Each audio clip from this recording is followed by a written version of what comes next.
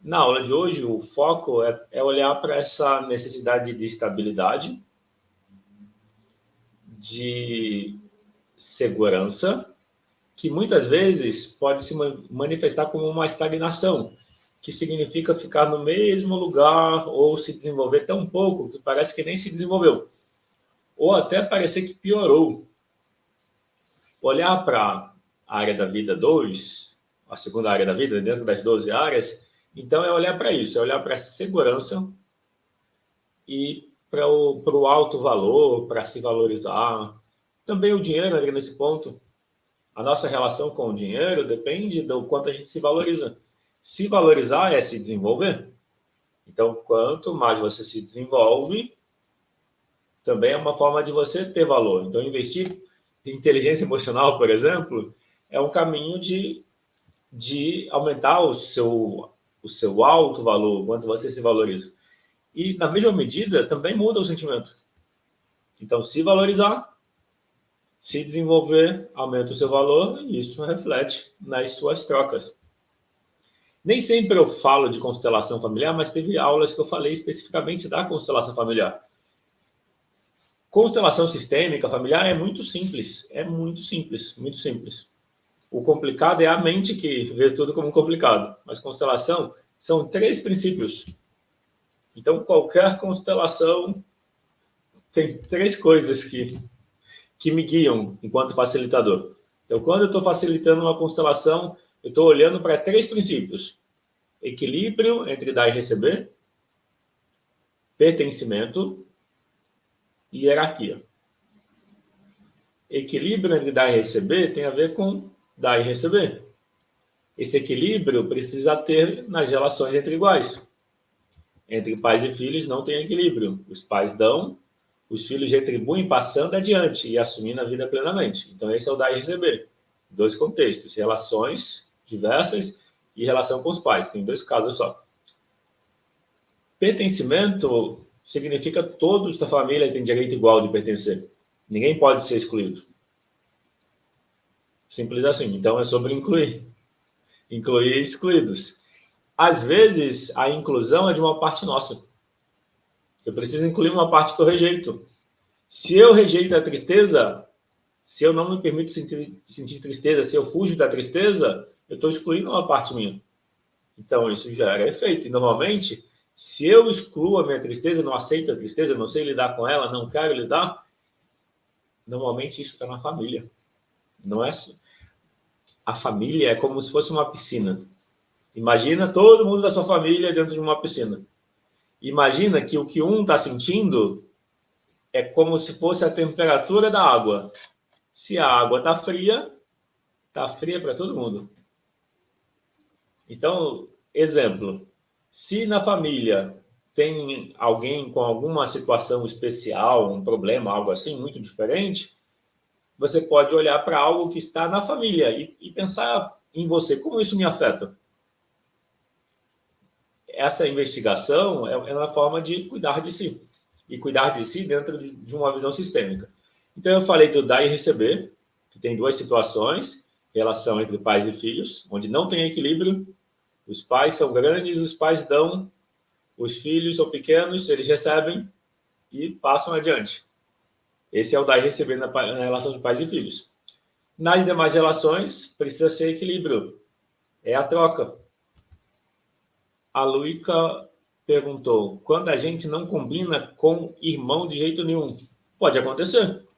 Às vezes, Luíca, você sente em relação ao irmão algo que acontece na relação com os pais. Entendeu o que eu quero dizer? Às vezes, o que acontece entre os irmãos, a relação entre os irmãos, é um reflexo da relação entre os pais. Pode ser que os pais também não se entendam, pode ser que os pais, mesmo juntos, guardem mágoa, e às vezes os irmãos só explicitam na relação entre si aquilo que já acontece na relação com os pais. Ou, às vezes, pode até vir de uma outra geração.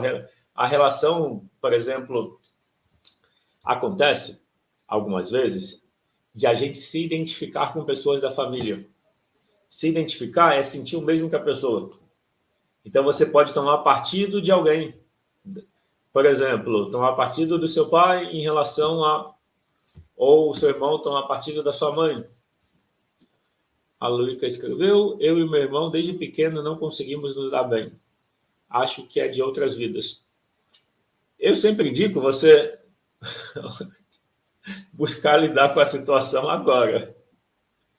Se você pensar que há outras vidas, além da infância, né? Além do agora, da relação atual, tem a infância e ainda vai pensar em outras vidas. Eu não descarto o tema vidas passadas, porque eu me interesso por esse assunto e já li vários livros. Inclusive, tem uma terapia chamada Terapia de Vidas Passadas, TVP. Eu já tive experiência de regressão a vidas passadas que aconteceu espontaneamente, dentro de uma ferramenta.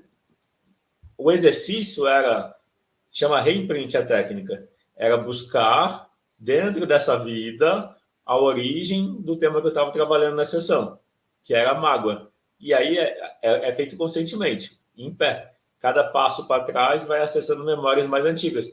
Só que eu fui dando passos para trás e a mágoa não passava. Então, chegou no 0 ano de idade e ainda a mágoa estava lá. E aí eu estava caminhando para trás e ainda tinha mágoa. Então, eu cheguei em alguma vida passada. É que pode ser vida passada, mas pode ser memória de alguém da família. Então, pode ter sido uma vida passada minha, pode ter sido memória de algum antepassado. A memória que a gente carrega, ela não é só nossa. Já viu aquela experiência? Alguém recebe um órgão doado. Exemplo, alguém precisou de um coração, recebeu um coração transplantado. Aí a pessoa que recebeu o coração, de repente, começa a gostar de um assunto que nunca gostou. Já viu isso? Já ouviu falar disso? Vou dar mais detalhes. Eu estou lembrando de uma história que um americano recebeu a doação de um coração e a pessoa que doou o coração era um musicista, sei lá, de uma orquestra, então gostava muito de música. Essa pessoa que recebeu o coração nunca gostou de música nenhuma. De repente começou, depois que recebeu o transplante, estava recuperado, começou a gostar de música e começou a ir a lugares que não ia. E aí depois, quando encontrou a família do doador, soube da história e a pessoa gostava de música e tudo mais.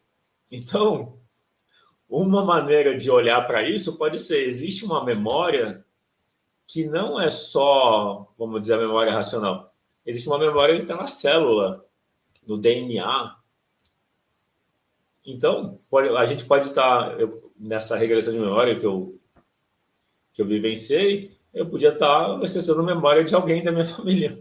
Sei lá, de um avô, de um bisavô, de um tataravô. Uma coisa curiosa é que essa memória era na França. E eu falo francês. Eu fiz Aliança Francesa por 4 anos. Viajei para a França 3 vezes. Eu viajei para a França em 2011. Fiquei 4 semanas em Nice estudando francês. Depois eu fui em 2016 e fiquei 3 semanas em Paris. 2 vezes só. É que uma vez foi de passagem. Uma ida para... Então, uma vez, por acidente, eu fui para Paris. Eu estava indo para a Austrália estudar inglês, em Sydney, e o voo que eu ia estava cancelado. Aí me colocaram no voo da Air France, onde eu ficaria um dia em Paris esperando, que chato. Aí eu pude sair. Cheguei aí até o Arco do Triunfo. Em 2005 eu não falava idioma nenhum, só português. Aí depois que eu fui estudar inglês, francês e espanhol. A Lúdica disse que já viu um filme assim, Então Você Não Acredita em Reencarnação. Então, a questão de acreditar ou não acreditar não muda nada. Tipo assim, ó, se existe reencarnação, o fato de as pessoas acreditarem ou não vai deixar de existir. E se não existe, acreditar ou não também não vai mudar. Entendeu o que eu quero dizer? Então, a questão de acreditar ou não em reencarnação não muda nada. Se existe, vai continuar existindo, independente de acreditar ou não. E se não existe, vai continuar não existindo. Então, não é, pelo menos nesse caso, não é o acreditar que vai fazer que vai fazer existir ou não. O que eu estou dizendo é, tem, por exemplo, quem fala de vidas passadas, eu li os livros do Brian Weiss, mas faz muito tempo, eu li em 2004, tem mais de 20 anos que eu li o livro dele. É que eu sempre gostei desses assuntos esotéricos, espirituais, transcendentais.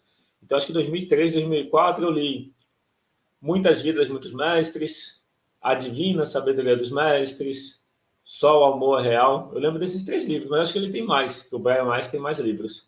Mas eu lembro de ter lido esses 3. E, no geral, o que ele conta, entendo o caso, é que temos que resolver no agora. É isso. É isso que eu quero dizer. Mesmo que seja... Tem gente que fala de, por exemplo, mesmo que seja de uma vida passada, como saber se é de uma vida passada ou de um antepassado? E outra, quando a gente fala do campo mórfico, campo morfogenético, esse campo é um campo de informação. É um campo que traz informação. É como se fosse assim, cada geração fica um pouquinho mais inteligente que a anterior, mesmo que não pareça. Pode não parecer, mas cada geração, isso se observa com camundongos também. Mas cada geração se apoia no aprendizado que existia antes. Por isso que cada geração tem mais facilidades, vou colocar assim. É que essa questão de cada geração ser melhor, tem gente que não concorda com isso, mas dentro dessa visão do campo, essa visão... Existe um pesquisador inglês chamado Rupert Sheldrake. O Rupert Sheldrake, que é um biólogo, ele faz pesquisas sobre esse campo, que ele chama de campo morfogenético. Ele demonstra que esse campo é algo que a gente se relaciona com ele o tempo todo. Inclusive, se você pesquisar Rupert Sheldrake, é tudo em inglês, ele é um inglês, você talvez dê para traduzir a página, mas você consegue participar de pesquisas dele. Pelo menos quando eu vi o site, tinha a opção de você acessar as informações e fazer a pesquisa por você mesmo. Um livro dele chama-se A Sensação de Estar Sendo Observado por Trás. Em inglês, The Sense of Being Stared at. Nesse livro, A Sensação de Estar Sendo Observado por Trás, ele está falando do campo. Ele demonstra que a gente percebe quando alguém está olhando para a gente. Não acontece de você cruzar o olhar com alguém na rua? Entende? Você olhou para alguém, a pessoa olhou de volta no mesmo instante. Ele diz, o Rupert Sheldrake, que isso não é acaso. Que isso não é... Porque quem é cético, muito racional, vai dizer, isso é coincidência, bobagem. Ele é um cientista, biólogo, e ele demonstra que a gente sente. Estatisticamente, se fosse acaso, ficaria 50% dos acertos. Imagina alguém que vai marcar sim e não, para quando está sendo observado ou não. Esse é o experimento que ele faz. Então, tem lá um número de experimentos, onde eu posso estar sendo observado por uma câmera, eu posso estar sendo observado por trás de um vidro, que não dá para ver quem está do outro lado, mas aí o pesquisador ora olha para mim, ora olha para outra direção. Olha para mim, olha para outra direção. E ele marca que o experimento foi olhar, não olhar, olhar, não olhar. E depois se comparam. Pessoas comuns têm um nível de acerto tipo de 80%, 70%, 90%. E estatisticamente ficaria no 50%. Então, assim, ele está demonstrando que a gente tem uma forma de percepção que está além dos sentidos que a gente conhece. Esse campo morfogenético, é um campo de informação. Aí ele dá mais detalhes. É que a aula de hoje não é sobre o campo morfogenético, mas talvez eu faça uma próxima aula sobre isso. Deixa eu ver o comentário da Eliane. E tem coisas que sabemos e não temos ideia de quando aprendemos. Isso. Você pode chamar de intuição. Tem coisa que a gente sabe e não sabe que sabe. E que você vai acessar quando você busca ou precisa da informação.